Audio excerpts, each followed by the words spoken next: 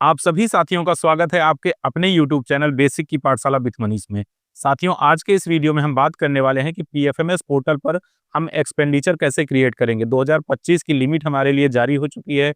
हमें अपने विद्यालय के लिए एक्सपेंडिचर बनाना है। जो धनराशि हमें एसएमसी के खातों में भेजी जा रही है उसका एक्सपेंडिचर बना करके वेंडर के माध्यम से हमें उसे विड्रॉल करना है और अपने विद्यालय में उपभोग करना है। तो आज के इस वीडियो में हम आपको पीएफएमएस पोर्टल पर एक्सपेंडिचर बनाने की संपूर्ण प्रक्रिया समझाने वाले हैं। वीडियो में अंत तक बने रहें।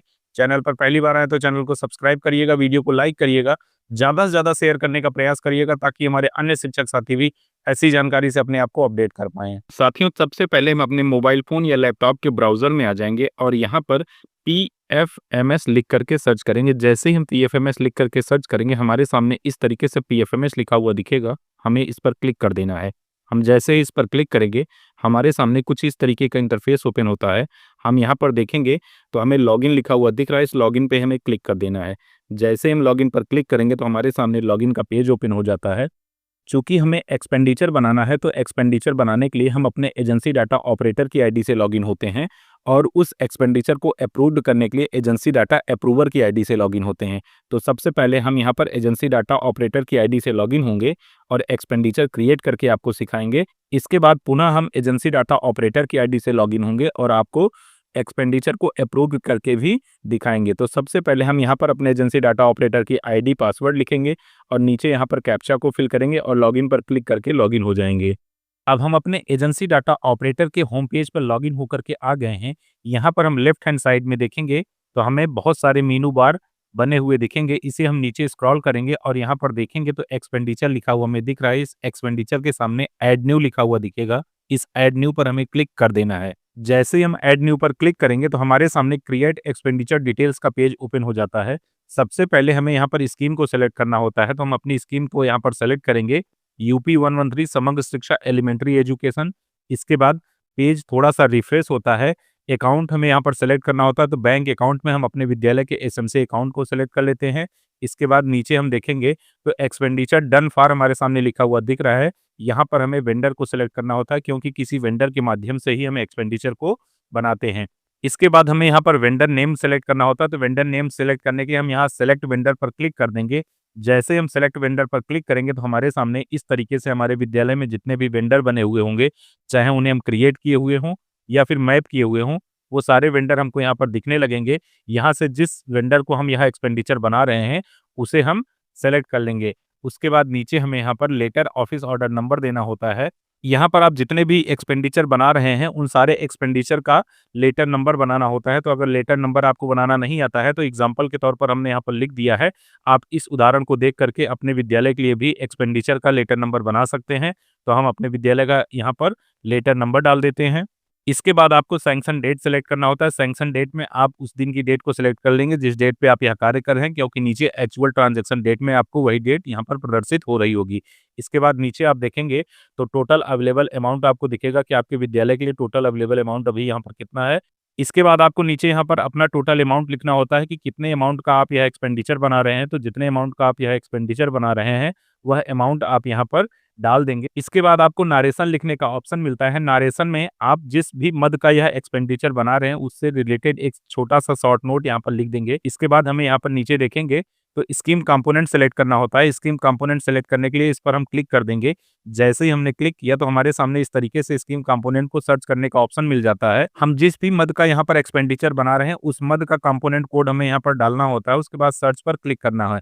जैसे ही हमने सर्च पर क्लिक किया तो हमारे सामने यह सारे कंपोनेंट ओपन होकर के आ जाएंगे। हम इसे नीचे स्क्रॉल करके देखेंगे तो हमने जो भी एक्सपेंडिचर के लिए अभी यहाँ पर कंपोनेंट कोड डाला था वो यहाँ पर ब्लैक कलर में हमें हाईलाइटेड होकर के दिखेगा। यहाँ पर देखिए F.01.30.01 management information system MIS UDAS plus ये हमें लिखा हुआ दिख रहा है। इस पर हम क्लिक कर देंगे, यह हमारा स्कीम कंपोनेंट सेलेक्ट होकर के आ जाएगा। इसके बाद एक्सपेंस टाइप में हमें यहाँ पर रेवेन्यू सेलेक्ट करना है और परसेंटेज में हमने यहाँ पर 100% जैसे ही डाला तो अमाउंट ऑलरेडी हमारे यहाँ पर 296 आ गया, क्योंकि 296 रुपीज़ का यह हम एक्सपेंडिचर क्रिएट कर रहे हैं। इसके बाद हमने ऐड पर क्लिक कर दिया। जैसे ही हमने ऐड पर क्लिक किया तो पेज थोड़ा सा रिफ्रेश होगा और अपडेट होकर के हमारे सामने इस तरीके से आ जाएगा।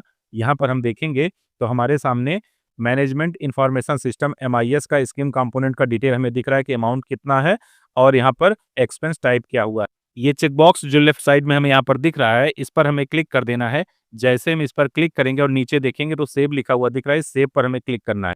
जैसे ही हमने सेव पर क्लिक किया तो हमारे सामने इस एक्सपेंडिचर का वाउचर नंबर इस तरीके से बन करके आ गया। यहाँ से वाउचर नंबर आप नोट कर लेंगे, इसके बाद ओके पर क्लिक कर देंगे। जैसे हमने ओके पर क्लिक किया तो पेज हमारा नीचे स्क्रॉल करके देखेंगे तो यहाँ पर लिखा हुआ दिखेगा expenditure details saved successfully, do you want to proceed with pay details. तो आपको यहाँ पर यस पर क्लिक कर देना है। जैसे ही आप यस पर क्लिक करेंगे तो हमारा पेज इस तरीके से अपडेट होकर के आ जाएगा। नीचे स्क्रॉल करके देखेंगे तो यहाँ पर इंस्ट्रूमेंट टाइप में आपको e payment using print advice select करना होता है और ऐड पर क्लिक करना होता है। जैसे ही हमने ऐड पर क्लिक किया तो हमारे सामने ई पेमेंट डिटेल का पेज ओपन हो जाता है। पार्टी नेम में आपको उस वेंडर का नाम दिखेगा जिसके लिए आप यह एक्सपेंडिचर बना रहे हैं, आईएफएससी कोड उनका दिखेगा, अकाउंट नंबर दिखेगा और जितने अमाउंट का आप यह एक्सपेंडिचर बना रहे हैं वह दिखेगा। इसके बाद नीचे आप देखेंगे तो कन्फर्म लिखा हुआ दिखेगा, इस कन्फर्म पर आपको क्लिक कर देना है। जैसे ही आपने कन्फर्म पर क्लिक किया तो पेज थोड़ा सा रिफ्रेश होगा। रिफ्रेश होने के बाद आपके सामने इस तरीके से नीचे लिख करके आ जाएगा, pay details has been confirmed successfully. नीचे आप देखेंगे तो सबमिट फॉर अप्रूवल लिखा हुआ दिख रहा है, इस सबमिट फॉर अप्रूवल पर आपको क्लिक करना है। जैसे ही सबमिट फॉर अप्रूवल पर आपने क्लिक किया तो आपके सामने इस तरीके से लिख करके आ गया, सक्सेसफुली सेव्ड फॉर सबमिटेड। आपका यह एक्सपेंडिचर एजेंसी डाटा ऑपरेटर की आईडी से सफलतापूर्वक सबमिट हो गया है। अब आपके एजेंसी डाटा ऑपरेटर की आईडी का काम समाप्त होता है। अब पुनः आप अपने लॉगिन के पेज पर वापस आ गए हैं। यहाँ पर आप अपने एजेंसी डाटा अप्रूवर की आईडी को डालेंगे, पासवर्ड डालेंगे, कैप्चा को फिल करेंगे और लॉगिन हो जाएंगे। जैसे ही आप लॉगिन पर क्लिक करेंगे तो आपके सामने इस तरीके से आपके एजेंसी डाटा अप्रूवर का होम पेज ओपन होकर के आ जाएगा। यहाँ पर आप लेफ्ट हैंड साइड में देखेंगे तो एक्सपेंडिचर लिखा हुआ दिख रहा है। इस एक्सपेंडिचर के सामने आप देखेंगे तो मैनेज लिखा हुआ दिख रहा है, इस मैनेज पर आपको क्लिक कर देना है। जैसे ही आप मैनेज पर क्लिक करेंगे तो आपके सामने इस तरीके से मैनेज एक्सपेंडिचर का पेज ओपन हो जाता है। यहाँ पर आपको स्कीम सेलेक्ट करना होता है। जैसे ही स्कीम आप सेलेक्ट करेंगे यूपी 113 समग्र शिक्षा एलिमेंट्री एजुकेशन, तो आपका बैंक अकाउंट ऑलरेडी यहाँ पर सेलेक्ट होकर के आ जाएगा। इसके बाद स्टेटस में आप क्लिक करेंगे और यहाँ से सबमिटेड सेलेक्ट कर लेंगे, क्योंकि आपने वहां से एजेंसी डाटा ऑपरेटर की आईडी से स्टेटस को सबमिट कर दिया है। अब यहाँ सर्च पर आप क्लिक कर देंगे। जैसे ही आप सर्च पर क्लिक करेंगे तो आपके सामने इस तरीके से नीचे जो है लेटर ऑफिस ऑर्डर नंबर लिख करके आ जाएगा। जो letter office order number agency data operator की आईडी से अभी हमने बनाया था वो हमको यहाँ पर दिखने लगेगा। यहाँ पर दिखेगा कि एक्चुअल ट्रांजेक्शन डेट क्या है, सैंक्शन डेट क्या है, अमाउंट क्या है, किस अमाउंट का यह हमारा एक्सपेंडिचर बन रहा है। इसके बाद स्कीम कंपोनेंट कोड हमारा यहाँ पर क्या है। इसके साथ ही हम यहाँ पर देखेंगे तो फाइल स्टेटस जो है हमारा सबमिटेड लिखा हुआ दिख रहा है। हमें यहाँ पर जो हमारा ब्लू कलर में letter oblique office order number लिखा हुआ दिख रहा है, इस पर क्लिक करना होता है। जैसे ही इस पर हम क्लिक करेंगे पेज थोड़ा सा रिफ्रेश होगा और अपडेट होकर के हमारे सामने इस तरीके से आ जाता है। इसे नीचे स्क्रॉल करके हम देखेंगे तो यहाँ पर हमें अप्रूव्ड और रिजेक्ट लिखा हुआ दिख रहा है। जैसे ही इस अप्रूव्ड पर हम क्लिक करेंगे हमारे सामने इस तरीके से रिमार्क लिखने का पॉपअप बॉक्स ओपन होता है। तो इस एक्सपेंडिचर को हम अप्रूव्ड कर रहे हैं तो यहाँ पर रिमार्क में हमने अप्रूव्ड लिख दिया और इसके बाद अप्रूव पर क्लिक कर दिया। जैसे हमने अप्रूव पर क्लिक किया तो हमारे सामने इस तरीके से लिख करके आ गया, this PPA can be proceed either through internet banking, mobile banking through branch. हमें यहाँ पर ओके पर क्लिक करना है। जैसे ही हमने ओके पर क्लिक किया हमारे सामने इस तरीके से प्रिंट पेमेंट एडवाइस लिखा हुआ आ गया। यहाँ पर हम देखेंगे तो पीपीए एक्सपायरी डेट भी हमको लिखी हुई दिख रही है, 15/3/2025 हमारी यहाँ पर पीपीए एक्सपायरी डेट है। तो यहाँ पर प्रिंट पेमेंट एडवाइस पर हम क्लिक कर देंगे। जैसे ही प्रिंट पेमेंट एडवाइस पर हम क्लिक करेंगे तो हमारे सामने इस तरीके से लिख करके आ गया, PPA is valid up to 10 days from date of approval. और यहाँ पर आपको जो पीपीए की एक्सपायरी डेट है वो लिखी हुई दिखेगी। हम ओके पर क्लिक कर देंगे। जैसे ही हम ओके पर क्लिक करेंगे तो यह पीपीए हमारा इस तरीके से ओपन होकर के आ जाएगा और यहाँ पे हमें सेव एज पीडीएफ करके सेव पर क्लिक कर लेना है। यहाँ से हम फाइल नेम दे करके सेव पर क्लिक कर देंगे और यह एक्सपेंडिचर हमारे लैपटॉप में सेव हो जाएगा। उम्मीद है वीडियो आपको इन्फॉर्मेटिव लगा होगा। चैनल पर पहली बार आए तो चैनल को सब्सक्राइब करिए, वीडियो को लाइक करिए, ज़्यादा से ज़्यादा शेयर करने का प्रयास करिएगा ताकि ऐसे ही इन्फॉर्मेटिव वीडियो हम हमेशा आपके लिए लाते रहें। बहुत बहुत धन्यवाद।